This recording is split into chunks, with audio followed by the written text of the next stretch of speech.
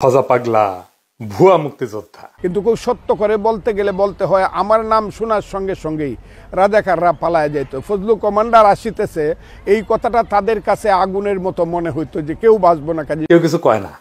এই জন্যই এদের এত বার বাড়িছে। ইয়াল্লাহ দরবেশ বানায় দাও, আমি এই দুনিয়ার থাকুন না। আসসালামু আলাইকুম। আজকে একটা ভিডিও নিয়ে আসছি। ভিডিওটা হচ্ছে ফজা পাগলা, ঠিক আছে? এই যে বড় বড় নেতারা এইভাবে যে আমাদের রাজাকারের বাচ্চা বলে, ঠিক আছে? তো আমরা তো কিছু বলি না, আপনারা কিছু বলবেন না।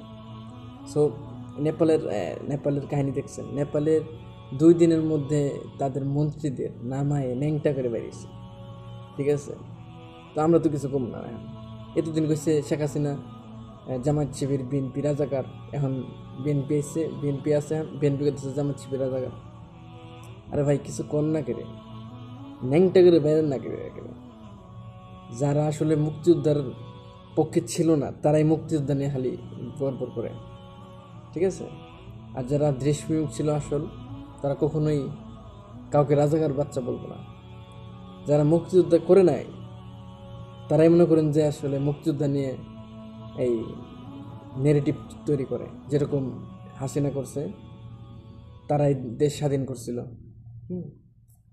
সো যদি আমরা এখন যদি সাবধান না হই, আবার আমার জুলাইয়ের মতো আবার আরেকটা অভ্যুত্থান হবো, অভ্যুত্থানে হাজার হাজার মানুষ মারা যাব, ছাত্র মারা যাব।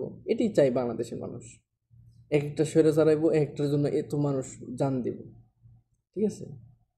তো আমরা শুরুর থেকে কথা বলতে পারি না, ওকে?